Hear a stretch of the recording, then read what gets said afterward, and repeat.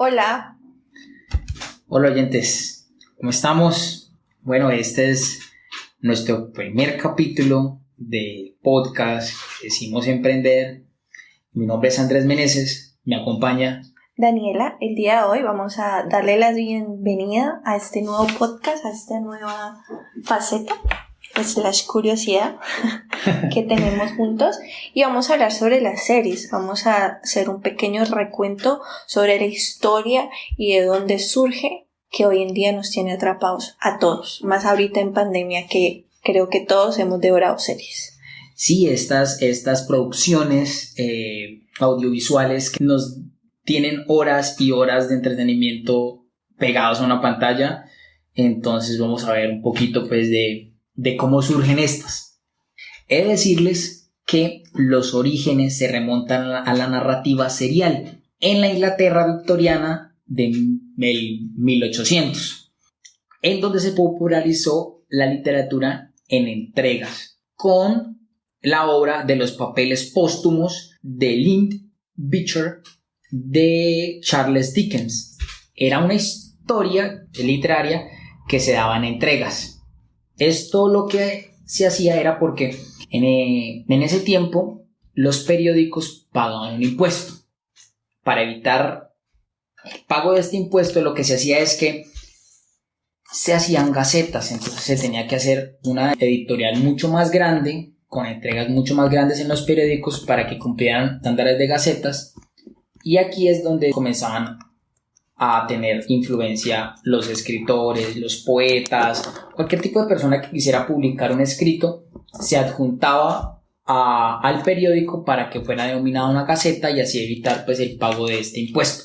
Se usó esta narrativa por entregas con capítulos independientes, en donde dejaba siempre un cliffhanger al final, que es como un final abierto, en donde al final el personaje principal o secundario quedaba inmerso en un giro argumentativo que nos dejaba pues expectantes para la próxima entrega. Es increíble ver cómo el éxito de Charles Dickens radica en la intriga que generó al entregar cada cierto tiempo pues los capítulos de sus historias, o sea, cómo él vendió su historia de una forma tan inteligente, incluso logró generar esa incertidumbre que hoy en día las series nos producen a nosotros, o sea, como a los lectores los llenaba de ansias esperar cada cierta publicación que iba a pasar. Yo creo que eso fue muy importante para su gran éxito. Claro, y que las actuales series tomaron ese recurso de los cliffhangers para mantenernos a los espectadores con esa intriga de qué va a pasar. Mira, te voy a dar un dato curioso. Libros como El retrato de Dorian Gray o Las aventuras de Sherlock Holmes fueron emitidos por entregas a los lectores y no tener que ir a una editorial y bla, bla, bla. Incluso es importante resaltar que ahora dichas historias son tomadas e ilustradas en las series. Por ejemplo, la serie de Sherlock. Cómo las adaptan, la literatura es adaptada a las series porque es un formato un poco más largo que una película, entonces puede abordar muchos más temas y es interesante ver que hoy en día podemos ver adaptaciones de literatura muy famosa en el formato de series y cómo de igual forma nos engancha y ya no tiene que ser una franquicia de películas. Un ejemplo de eso es lo que está apostando ahora Amazon Prime, que es hacer la serie El Señor de los Anillos, que es una de las películas más importantes. Bueno, ya en el siglo XX podemos ver cómo a partir del cine y la radio fueron los precursores de las series, ya que en el siglo XX las familias se congregaban alrededor de la radio para seguir historias dramáticas. En los años 40 se fue desarrollando poco a poco el fenómeno televisivo y con ello se generó la tecnología necesaria para grabarse series de TV y programas de televisión.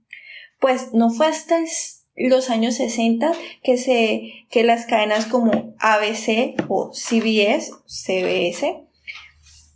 emitieron series de ficción que tenían cada vez más audiencias. Las primeras series, cabe resaltar, que eran series que buscaban agradarle a todo el tipo de público, que no se enfocaban en determinados grupos, sino que quería agradarle a todo el grupo, a toda la familia, a todo el que lo viera. Y un ejemplo de esto es I Love Lucy, que fue la primer gran serie. Y vemos que incluso estas comedias de situación aún siguen siendo un hit en las productoras.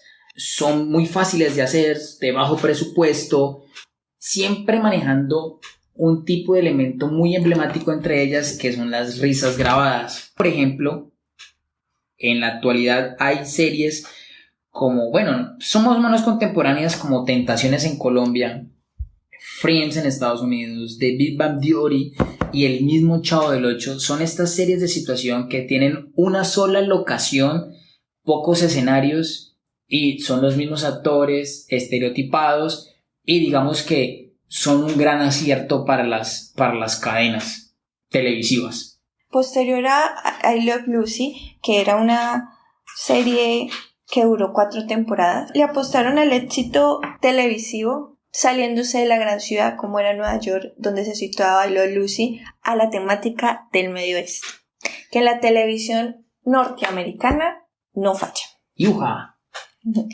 Así llegó a la televisión de las familias Bonanza, la primera serie a color televisada, que duraba pues más de 1 hora. Y duró 14 temporadas. Es una serie larga para ese entonces. Sí, tuvo mucha duración y aceptación en todo el público en general. De igual forma, al igual que I Love Lucy, era una serie que iba dirigida a todo el público. A todo el público. O sea, todavía hasta este momento de la historia no se buscaba franjas específicas para cierto tipo de público. Pero miren que Bonanza tiene algo que fue como la oportunidad para las grandes marcas, para los patrocinadores, en obtener publicidad de sus marcas financiando los programas de televisión. Por ejemplo, Bonanza fue patrocinada por Chevrolet, entonces era normal que en la misma producción apareciera emblemas de la compañía. En los cortos comerciales se aparecían los mismos actores usando ese tipo de vehículos. Ahí fue cuando se dio el vuelco pues de los patrocinadores. Y aquí es donde aparece algo llamado el índice Nielsen. El índice Nielsen es el medidor de audiencia que se usaba para la radio y tuvo que emigrar a la televisión para que se hiciera más fácil a los patrocinadores de dichas producciones saber qué tipo de audiencia tenía dicha producción, en qué momento y quiénes veían, o sea, a qué público llegaba. Y esto fue muy importante para tener un tipo de niveles de audiencia, saber cuáles producciones son las que están siendo mayormente vistas y las que están generando mayor pues dinero. Así comenzaron a fragmentarlas, generando el contenido al tipo de personas que consumían ese tipo de series. Eso fue, por ejemplo, uno de los limitantes que comenzó a tener las series. Ya no tanto a todo público, sino a determinados televidentes. Como vemos, fue para las cadenas importantes que era la ABC, la NBC y la CBC. Como se venía viendo, las series comenzaban a tener como patrocinadores, las cuales daban según el tipo de audiencia pues a las cuales les llegaban. Hicieron algo pues como una jugada importantísima, y era no renunciar a las series, pero determinar el tipo de franjas y la cantidad de espectadores que se veía en cada momento. Fueron eliminando ciertas series o programas de televisión que solamente mirara gente rural, gente del campo o gente de bajos ingresos, porque pues si bien eran divertidas y todo, a las cadenas no les estaba generando. Aparte que ya jugaba mucho el presupuesto y las pautas. ¿Quiénes son los que consumen y los que iban a mover el mercado, quién iba a comprar los productos que quisiera vender y todo eso, pues la gente de la ciudad. Entonces buscaban como monetizar lo que estaban mostrando. Y entonces sí decidieron cortar varias series, como los Beverly Ricos, que era como una especie de granjeros que se ganaban una herencia y iban a vivir pues a la gran ciudad. Esto pues claramente no llegaba pues a personas de bajos o de altos ingresos, porque era algo que no les parecía. Entonces simplemente los obstáculos lucharon porque pues la serie no daba dinero. Es el llamado Código Hays, que fue un código que determinaba reglas restrictivas de lo que podían emitirse en televisión y en el cine. Describía lo que era en el momento moralmente aceptable. Y esto tenía que regirse pues a las series de televisión, con muchas restricciones, con lenguaje, con diferentes temas que no se podían tratar, pues porque era para todo público. Entonces sí, como que fue bastante restringida. El código tuvo una duración de los años 30 a los 60. Ya luego se pasó a la actual clasificación por edades, que es la que rige actualmente las producciones. Un ejemplo de lo que acabas de explicar fue la serie All in the Family, que fue realizada en 1972, la cual fue la primera serie que habló sobre la homosexualidad, tema que para ese entonces era un tabú. Es que cabe resaltar que las series, al igual que la sociedad, fueron evolucionando, viendo contenido más artístico y reflejando también las problemáticas sociales, volviéndose más empática a las personas que lo estaban viendo. En esta época también hubo cabida para las series de antología, que eran populares por mostrar episodios independientes que no tenían un hilo conductor uno de otro. Era una historia por cada capítulo, lo que dio paso también a que fuera a la par con el género de ciencia ficción. Y aquí tenemos dos grandes exponentes, que es The Twilight Zone, que es la de, traducido acá como La Dimensión Desconocida, o Alfred Hitchcock Present, que es donde el gran director de thrillers presentaba capítulos de ciencia ficción, en donde él contaba más o menos de qué trataba y daba paso pues a la narrativa dramatical que tenían contada para el caso pues o la historia que iban a contar. Adicional a esto, se presentó un récord para las productoras de ver evolución en la audiencia, que no solo buscaban entretenimiento, sino también calidad. Poder ver reflejado lo que se consumía, y pasaron dos series muy importantes, que fue Marshall y Robles o Raíces. Esta primera fue emitida de 1972 a 1983 por la cadena CBC y fue inspirada pues por una película que también tenía el mismo nombre, que fue a su vez un libro de Richard Hooker. Esta contaba la historia de un médico de guerra. Fue muy importante para el momento en que se daba en la historia de los Estados Unidos, dado que en ese momento estaban teniendo la guerra del Vietnam. Esto lo que hacía era tener una crítica antibélica. Pero esta historia no era, este médico de guerra no era del Vietnam, sino de una guerra anterior, que era la de Corea. Pero sí tenía mucho que ver con el escenario bélico en la inversión de otro país y que era lo que realmente era una guerra, que era solamente gente muerta, jóvenes con futuros trocados porque un hijo iban a morir o fijo iban a terminar súper trastornados. Fue un hito. Su capítulo final tuvo un récord de audiencia en los Estados Unidos de casi 125 millones de espectadores en el año de 1983. La otra serie se llamaba Raíces, contaba con 8 capítulos, fue emitida por la ABC en el año de 1976. Fue basada en la obra de Arles Herler. El programa cuenta la historia de un africano libre que fue llevado a los Estados Unidos, a Norteamérica, a ser esclavizado. Esto también en el momento en que se lidiaba entre la población afro-norteamericana su lucha por la segregación que estaban teniendo en ese momento, la aparición de los Black Panthers. Entonces como que dio una voz de lucha para su movimiento, que era como que estamos acá, somos ciudadanos, tenemos los mismos derechos, queremos las mismas garantías. Fue como el reflejo de lo que se estaba viviendo en ese momento en los Estados Unidos y cómo fue trasladado a las pantallas. Esta ganó 9 Emmys y un Globo de Oro. Esta a la par dio paso a la segunda edad de oro de las series en los años 80 y en los 90.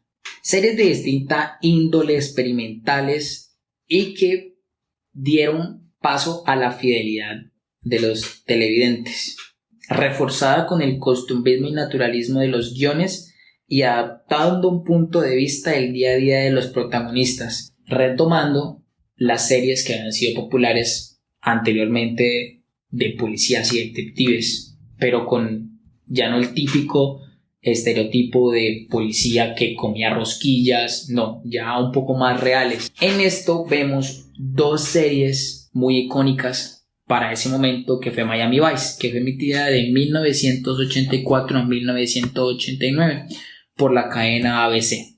En Miami Vice hay algo muy peculiar y es que fue la serie en la que no repararon en gastos. En esta serie lo que buscaban era un escaparate de lujo, ya que era promocionada nada más y nada menos que por Ferrari. Sí, y su interacción musical y los efectos visuales fueron un parteaguas para las próximas generaciones en la televisión. Y esta se centra en la historia de dos oficiales. Trabajaban de encubierto en organizaciones criminales de mafia, de prostitución, de drogas. Esta serie es un ejemplo de cómo una serie puede hacer una inmersión en la población que la ve. Porque el tipo de música que se escuchaba, el tipo de ropa que usaban los detectives, el tipo de carro que usaban, comenzó a retumbar en los televidentes y comenzó a ser como tendencia.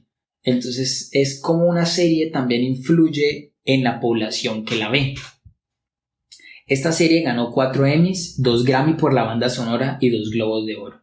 La otra serie es Hill Street Blues, que cuenta la historia de una comisaría. Fue emitida en 1981 hasta 1987 por la cadena ABC. Una serie dramática con conflictos que se entrecruzaban entre la vida privada de los detectives y el trabajo en la comisaría. Ganó 2 Globos de Oro y 30 Emmys.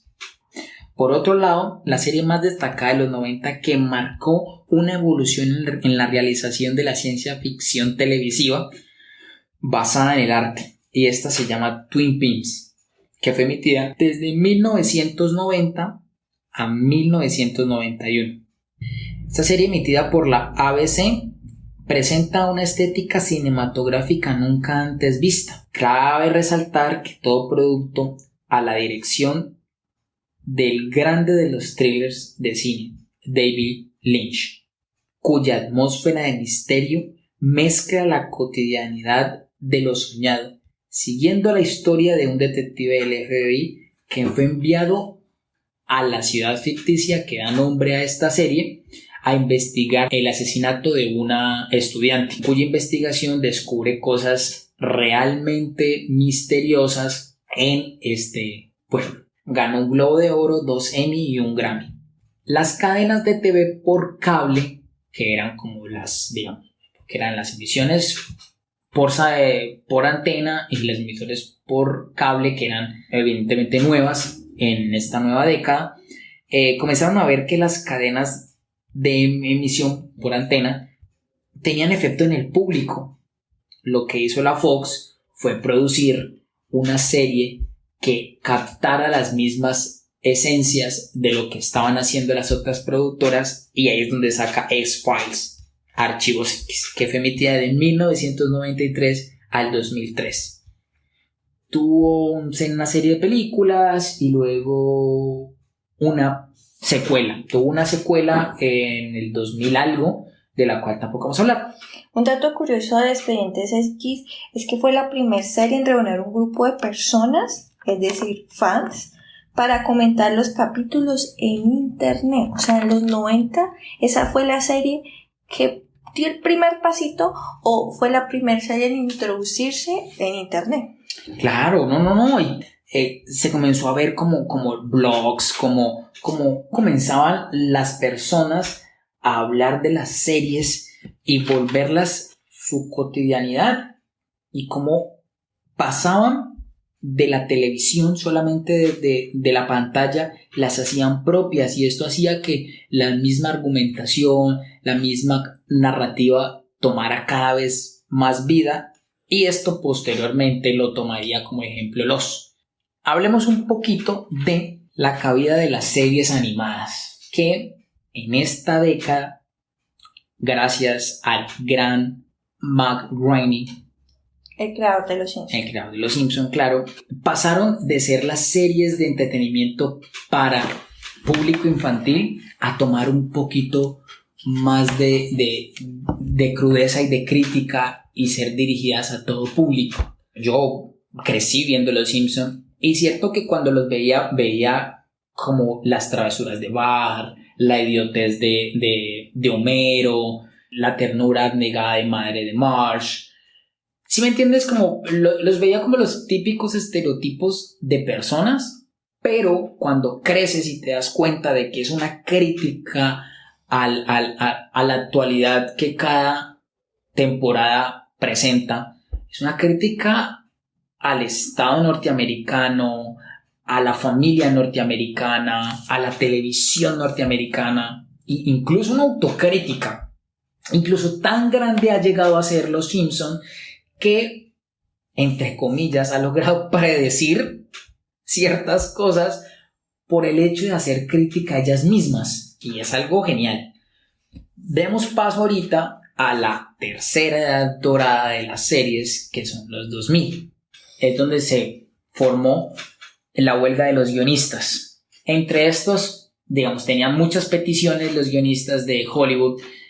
Entre estas, pues, era como más participación en los guiones, porque hasta ese tiempo se tomaba una cosa que se llamaba la Biblia, y era algo que hacían los showrunners y los directores de cada programa o cada serie, que lo que hacía es que no se podían mover de los lineamientos que habían partido. Al ganar esta huelga, los guionistas y los escritores comenzaron a tener más participación y más evolución para los personajes, y que no fueran el típico personaje, no sé, si es una serie de policías, el típico policía, el típico, no sé, vendedor de pizza, no, sino algo diferente, porque no todos son iguales. El personaje en la misma serie logra tener una evolución según el arco argumentativo que se le daba.